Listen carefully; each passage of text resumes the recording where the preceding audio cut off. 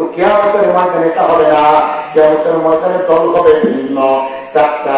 1 নম্বর দল হলো বিধি হিসাবে জান্নাতি, 2 নম্বর দল হলো বিধি হিসাবে জাহান্নামী, 3 নম্বর দল হলো হিসাব হবে, হিসাব করে সহজ হবে, 4 নম্বর দল হলো হিসাব হবে, হিসাব কঠিন হবে। 1 নম্বর দলের ব্যাপারে তাফসীর যারা বলেন কান লাগান। তাফসীরে বাজারের ভিতর আল্লাহ সুবহানাহু ওয়া তাআলা বলতেছে 1 নম্বর দল হবে, 1 নম্বর দল হলো বিধি হিসাবে জান্নাতি। বিধি হিসাবে জান্নাতি কারা?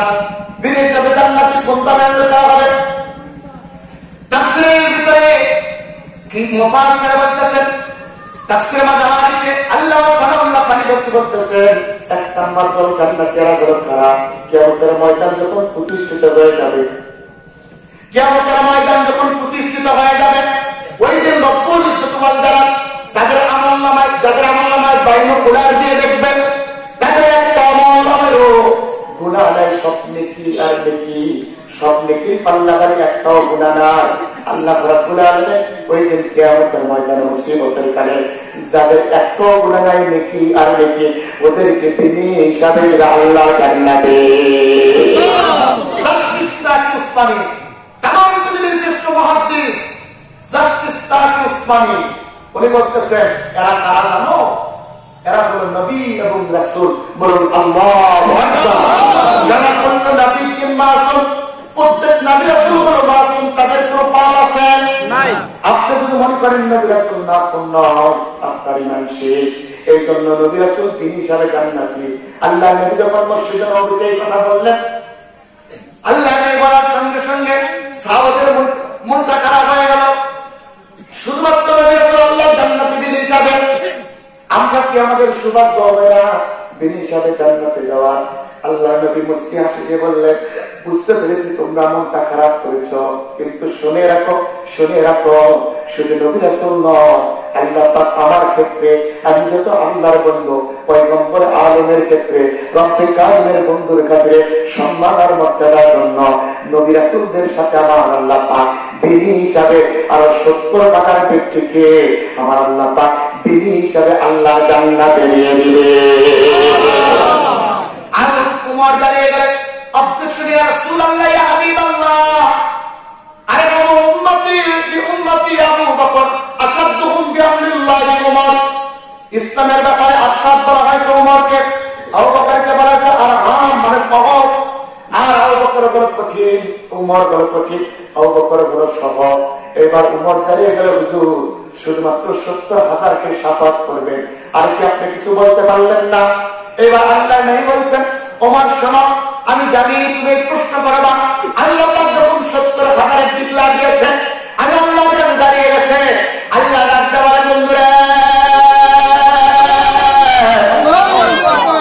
যত মুসা হলো কালিমুল্লাহ, মুসার সাথে আমার সাথে কথা বলার জন্য আমি আল্লাহ পাক মুসার ডিগ্রি বলা কালামুল্লাহ, আর তোমার ডিগ্রি বলা হাবিবুল্লাহ, আর ইব্রাহিমের ডিগ্রি বলা খলিলুল্লাহ। ইব্রাহিম নিজে পরীক্ষা দিয়ে আমার কাছে খলিল হয়েছে, আর আমি আল্লাহ পাক তোমার কাছে বিবন্ধকারী পরীক্ষা দিয়ে আমি হাবিবুল্লাহ তোমাকে বানিয়ে নিয়েছি। সেই খাতিরে ও রাসূল, আমি জানি এই প্রশ্নটি করবা, আমি যাতে তোমার কাছে একটু বেশি বেশি কথা বলতে চাই, মুসা আমার সাথে চাই, আমি তোমার ভালোবাসা আমি তোমার কাছে করতে চাই, তোমার জন্য কুল কায়নাত সৃষ্টি করলাম, জান্নাত আর জাহান্নাম আগে আমি তোমাকে ইনস্ট্রাকশন করাইলাম, তোমাকে পরিদর্শন করাইলাম। ও রাসূল, ওই তোমার ক্ষেত্রে বলছি আমি একটু হাতে রেখে দিয়েছি যাতে আমার কাছে তুমি চাও, যাতে আমার কাছে তুমি আজকে যাবে। ও রাসূল, আমার বন্ধুর ক্ষেত্রে যে 70,000 বিধি হিসাবে জান্নাতি বলেছিলাম, ওই 70,000 ব্যক্তিকে আমি এমন একটা সুপ্রিম পাওয়ার দিব, এমন একটা আমি শক্তি দিব, এমন একটা পাওয়ার দিব, ওই পাওয়ারের বলে কিয়ামতের ময়দানে মুসিবতের কালে ওই 70,000-এর প্রত্যেক ব্যক্তি আবার 70,000 ব্যক্তিকে সাফায়াত করে করে আল্লাহর জান্নাতে যাবে।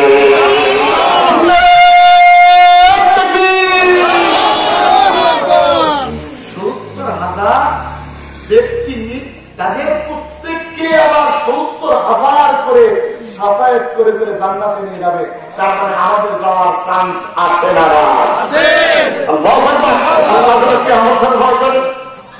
আমাদেরকে কবুল করলে মালিক তোমার কাছে যেন আমাদের একটু জায়গা করে দেওয়া।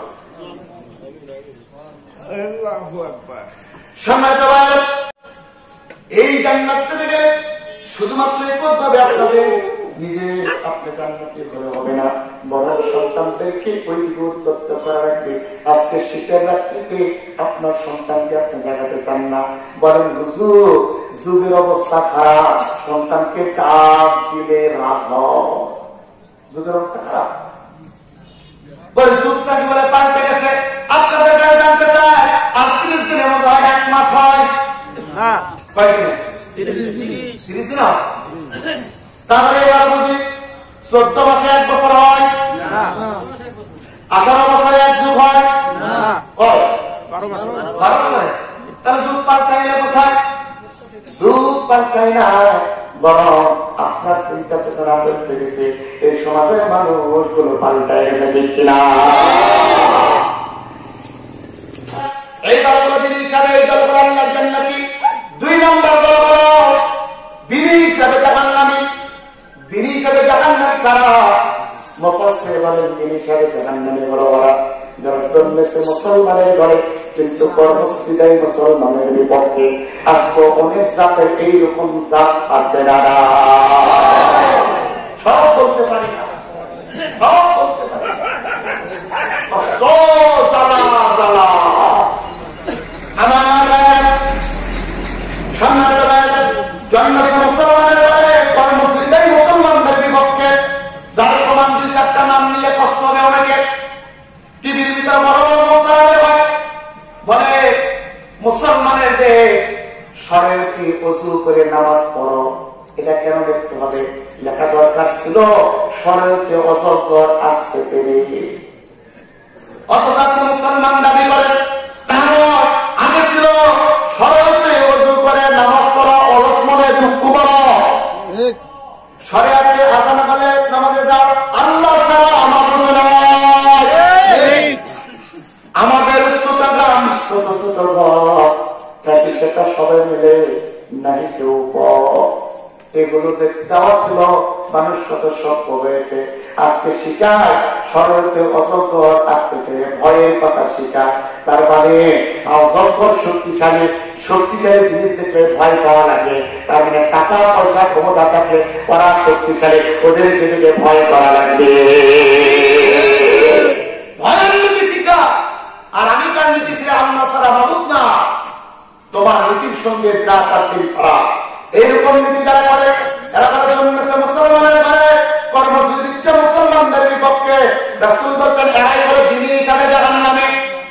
2 নম্বর দল হলো হিসাব হবে, হিসাব বড় সহজ হবে। হিসাব সহজ হবে 3টি কায়দায়।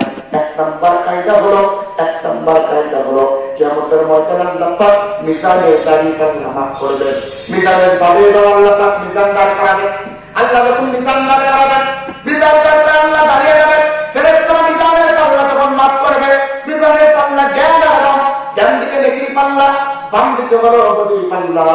তাকায় দেখবে জ্ঞানের পাল্লা নেকির পাল্লা ভারী হয়ে গেছে, গোড়ার পাল্লা হালকা হয়ে গেছে। জিব্রাইল এবার ফেরেশতা ডাকবে, ভারী এই ব্যক্তি নেকির পাল্লা ভারী হয়ে গেছে, গোড়ার পাল্লা হচ্ছে হালকা হয়ে গেছে। আপনি একটু হুকুম দেন ব্যক্তিটাকে আল্লাহর জান্নাতে পাঠায় দেন। আল্লাহ ডাকতে বলবে ফেরেশতারে আজকে বিচারের দিনের মালিক কে? আপনারা বলুন তো বিচারের দিনের মালিক কে? মালিক ইয়াউমিদ্দিন।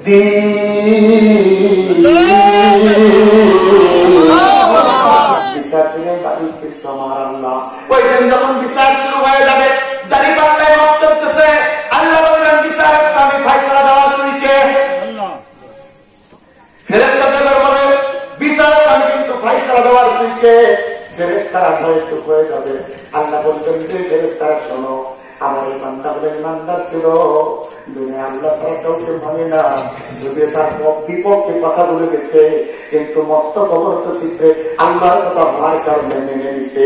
কেন ওই ব্যক্তি জানে কবর সত্য, মৃত্যু সত্য, হাসর সত্য, আল্লাহর দরবারে ওঠা আসবে এটাও সত্য, জান্নাত সত্য, জাহান্নাম সত্য। এই ব্যক্তি ইমানদার মনে করে সব মেনে নিছে।